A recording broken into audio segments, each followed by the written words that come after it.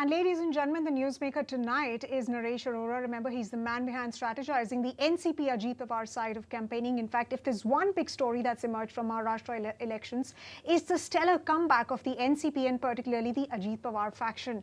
And Ajit Pawar, remember, was being written off just a few months back. But how did the NCP manage this kind of a turnaround? Joining us to speak about that and more is Mr. Arora. Thank you very much, Mr. Arora, for joining us here on ET Now. Mr. Arora, let me begin by asking you, now the Mahayuti, like I was stating, has achieved a massive landslide. It's remarkable in so many ways, particularly with respect to the contribution from NCP. Ajit Pawar's victory, particularly in Baramati, this election will be remembered for times to come. Did you expect to win almost 70% of the seats? And talk to us about what really worked and how did you really devise the strategy? Yeah, we were fairly confident of the numbers that we achieved. Yes, our internal number was around 37, and we got additional 4 seats, which is 41, and the strike rate of 72%. We were working for that number, and we were hoping that we would be able to succeed in the strategies that had been planned. Vis-a-vis Baramati, we were very confident, and I had in fact tweeted 2 days before the polling at the end of the campaign, the last campaign rally which we had in Baramati, that Baramati will be setting, Ajit Pawar's victory will be setting records this time, and I'm happy that it came out true. Right, and when one speaks about strategies, it's the Ladki Behin scheme, which was a central pivot around. So many other strategies also came through. But the big question then is, what really changed between Lok Sabha elections and these assembly elections, given the kind of strike rate, especially that of over 60% that we've seen in these assembly elections? What changed during these past 5 months? See, I can talk about the NCP Ajit Pawar faction and the party because I was working with them, and they had suffered a major setback during Lok Sabha poll outcome. And there was something which they they needed to correct, and they needed to revisit their entire electoral strategy, their public outreach, their media outreach.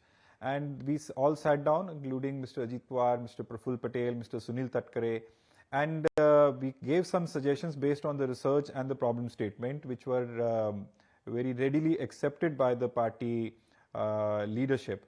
And post that, we tried to see that how a new identification can be given to the party so that the new age voter, the female voters get to notice the party on the ground. The MLAs which were in Mr. Ajit Pawar's camp and Ajit Pawar's party, they also felt a bit low after the Lok Sabha debacle, and they also needed some pivot that around which they can just see that how things can revolve. So the Jan Samman Yatra was designed and planned in a very consistent manner, with 5 days of a week being dedicated by Mr. Ajit Pawar to that, and in only 2 days he used to come to Bombay to discharge his ministerial duties. That Jan Samman Yatra across the length and breadth of the state, across 44 constituencies in almost 35-40 days, was basically a game changer according to me, in which he had a massive outreach program in which he was interacting with people, he was interacting with females, he was interacting with the alliance office bearers at the constituency level in the evenings. So he ensured that no stone is left unturned in the first phase of the campaign, which was quite before the actual election campaigns started or the electoral dates were announced. Once that was done, there was a flavor in favor of the NCP. The candidates were feeling more confident, and gradually alongside we were also working on constituency specific manifestos, which was a new thing in Maharashtra, in which 57 constituencies released their manifestos parallelly on one single day at same time in 57 press conferences. And even Mr. Ajit Pawar, who has been contesting Baramati since last 3 decades, he also released a Baramati specific manifesto, ensuring that people should know that what has been done and what will be done once he is in power or he's re-elected.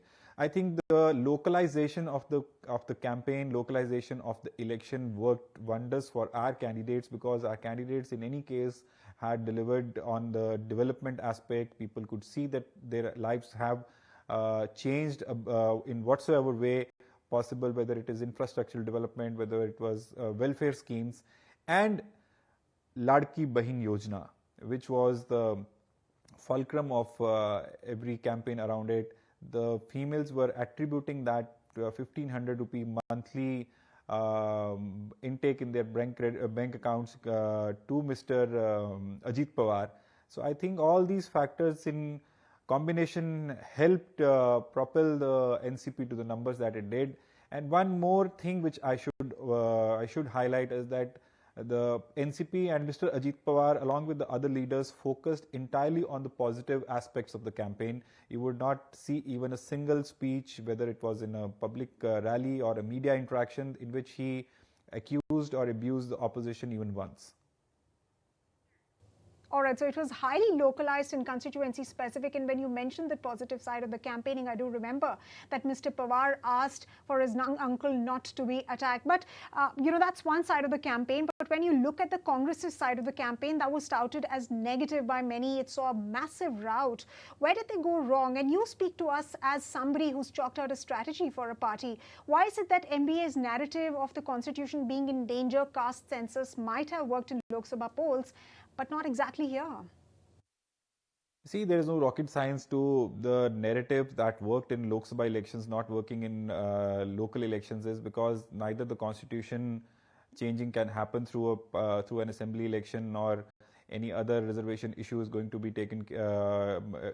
accounted for in local elections. So I think the Mahayuti was able to dispel that narrative of Lok Sabha, alongside what, according to me, the opposition probably could have done better was to have a clarity on the Ladki Bahin Yojana scheme. Their stand kept changing.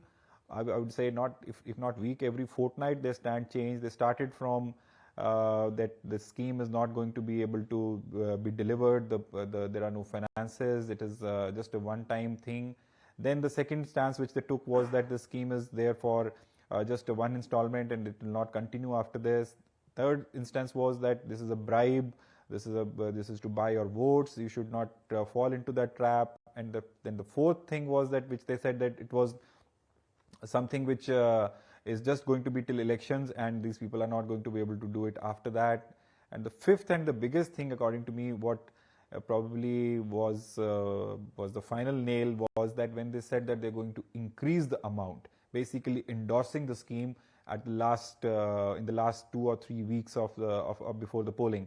So what it did was, because there were 5 installments which were credited to the beneficiaries of the scheme over the period of 3 to 4 months, that it created credibility to that scheme's endeavors. So people on the ground, I was myself there on the ground in almost 45 constituencies. I could see that the ladies had given in their impression that the scheme is here to stay, and we are going to vote for it above caste lines. Right, Mr. Arora, there was also a sense in Maharashtra that people were perhaps sick of the disruptive politics, too many parties, too many factions, and of course a sympathy factor that was there for the senior Pawar. There were also questions that which NCP is the real NCP, and that question now seems to have been settled as well. How did you manage to counter each of those narratives and so efficiently? See, Mr. Sharad Pawar is a very tall leader, not just in the state of Maharashtra, but across the country. He is respected, and people go to him for advice, and people have benefited from his politics in the long duration that he has been in politics. But it is something which was not in our control, that what the opposition was going to do and whatever the factors that the opposition was going to play, whether it was Mr. Pawar's statements or whatever the campaigns that they were going to run.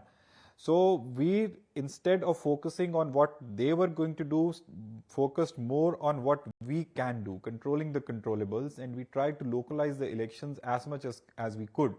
And that quest only, I just mentioned in your previous answer to your previous question, that we released 57 manifestos which were very carefully curated over the period of 2 months in consultation with the candidates as well as the local electorate, that what are their needs, what has been done in the past, and what needs to be done.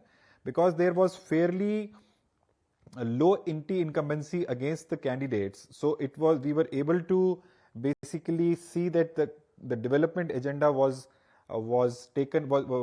the center stage, and the promises which we made at the local level resonated with the people, and we could neutralize that sentiment that even if there was some kind of sympathy for Mr. Pawar or for anything else, people were supposed to think that while voting, how are they going to benefit, whether the individual benefits or infrastructural development, because if you go to any of the constituencies which NCP represents, one could very easily figure out that there is development there, their people's lives have changed in some way or the other, and because it has been done over a period of time, so that credibility, as I stated earlier, was there, which is generally not there with politicians. So we tried to bank on it and promised what we could deliver, and actually changing the lives of the people, the promises which we made, easy to understand, very limited number of promises.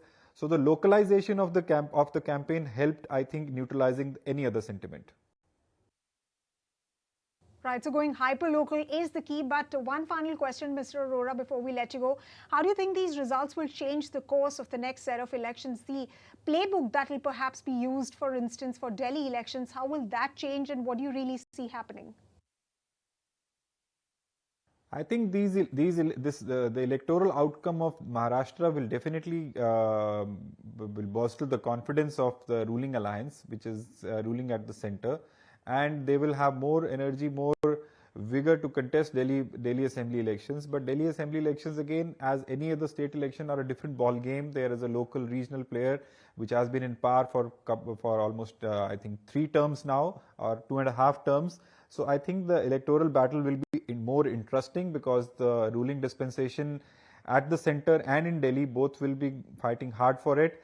Apart from that, because the numbers after 24 parliament elections were not what the BJP would have expected, so this will give them also confidence and more bargaining power on the table with their allies.